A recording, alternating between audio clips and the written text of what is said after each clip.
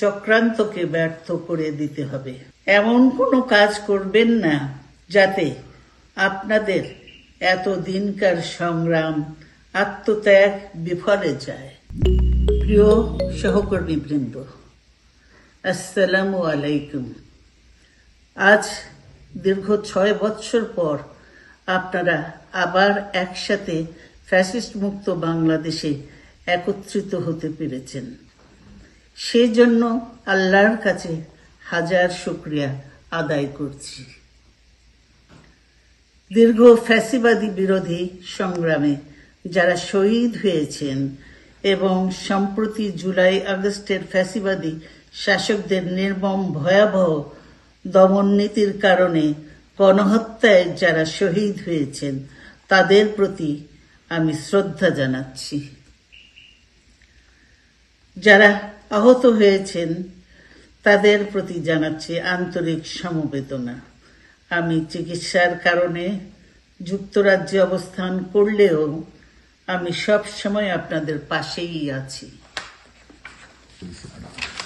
দীর্ঘ 15 বছর গণতন্ত্রের জন্য, আমার মুক্তির জন্য আপনারা যে নিরন্তর সংগ্রাম করেছেন এবং আমাদের অসংখ্য সহকর্মী প্রাণ দিয়েছেন, জুলুম নির্যাতনের শিকার হয়েছেন এবং প্রায় 1.25 লক্ষ মিথ্যা মামলায় জর্জরিত হয়েছে, এখন আদালতের বারান্দায় ন্যায় বিচারের জন্য ঘুরে বেড়াচ্ছেন।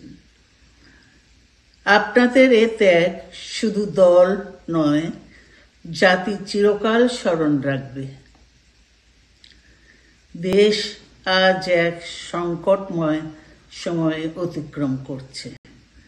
আপনাদের এবং ছাত্রদের সমন্বিত আন্দোলনের ফলে ফ্যাসিস্ট শাসকেরা বিদায় নিয়েছে।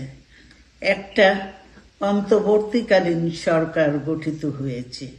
তাদের কাছে জনগণের প্রত্যাশা, রাষ্ট্র মেরামতের ন্যূনতম সংস্কার দ্রুত সম্পন্ন করে গণতান্ত্রিক ব্যবস্থায় ফিরে যাওয়ার জন্য সকলের কাছে গ্রহণযোগ্য একটি নির্বাচন অনুষ্ঠান সম্পন্ন করা।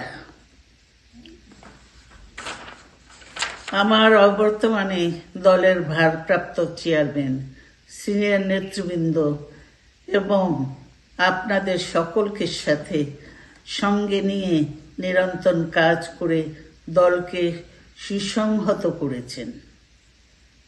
আমি আপনাদের ধন্যবাদ জানাচ্ছি। আমি বিশ্বাস করি আপনারা শহীদ প্রেসিডেন্ট জিয়াউর রহমানের আদর্শে আরো উজ্জীবিত হয়ে আগামী নির্বাচনে সাফল্যের জন্য ঐক্যবদ্ধভাবে কাজ করবেন। এমন কোনো কাজ করবেন না যাতে আপনাদের এত দিনকার সংগ্রাম, আত্মত্যাগ বিফলে যায়। আমাদের সব সময় শহীদ প্রেসিডেন্ট জিয়াউর রহমানের সেই উক্তি মনে রাখা দরকার, ব্যক্তির চেয়ে দল বড়, দলের চেয়ে দেশ। বাংলাদেশের সর্বস্তরের মানুষ, বিশেষ করে তরুণ সমাজ আজ এক ইতিবাচক গণতান্ত্রিক পরিবর্তনের জন্য উন্মুখ হয়ে আছে।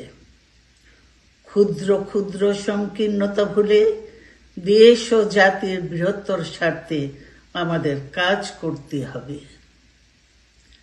এখনো ফ্যাসিস্টদের দোসররা এবং বাংলাদেশের শত্রুরা গণ অভ্যুত্থানের মাধ্যমে প্রাপ্ত অর্জনকে নস্যাৎ করার জন্য গভীর চক্রান্তে লিপ্ত রয়েছে। ইস্পাত কঠিন ঐক্যের মাধ্যমে জনগণকে সঙ্গে নিয়ে এবং চক্রান্তকে ব্যর্থ করে দিতে হবে। গণতান্ত্রিক বাংলাদেশ বিনির্মাণের জন্য আমাদের সকলকে একযোগে কাজ করতে হবে। আসুন আমরা আগামী দিনগুলোতে শহীদ জিয়াউর রহমানের স্বপ্নের আধুনিক, সমৃদ্ধ, গণতান্ত্রিক বাংলাদেশ বিনির্মাণের জন্য আমাদের সর্বশক্তি নিয়োগ করি এবং এত ত্যাগের বিনিময়ে প্রাপ্ত এ অর্জনকে সুসংগত এবং ঐক্যকে আরো বেগবান করি। আমি যুক্তরাজ্য থেকে অসুস্থ অবস্থায় আপনাদের আহ্বান জানাতে চাই, আসুন জনগণকে সম্পৃক্ত করে বাংলাদেশ জাতীয়তাবাদী দলকে পূর্বের ন্যায় আন্দোলন, সংগ্রাম ও রাষ্ট্র পরিচালনায় নেতৃত্ব প্রদানে আরো ঐক্যবদ্ধ এবং সুসংগতভাবে গড়ে তুলি।